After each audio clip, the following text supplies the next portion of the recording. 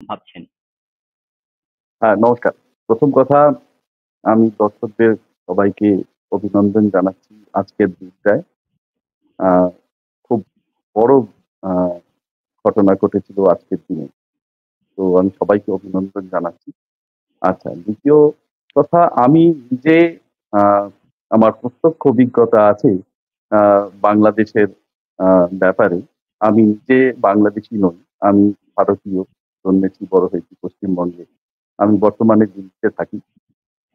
আর আ আমি কর্মসূত্রে আমার কর্মজীবনের একদম শুরুতেই তখন আমি খুব ইয়াং ২৫ বছরের। তখন আমি ৪ বছরের জন্য বাংলাদেশে যাই।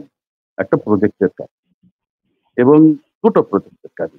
১ম চট্টগ্রামে ১.৫ বছর এবং তারপর ঢাকাতে ২.৫ বছর। এই ২ টো সময় আমি বাংলাদেশে খুব গভীরভাবে আমি ছিলাম। যেহেতু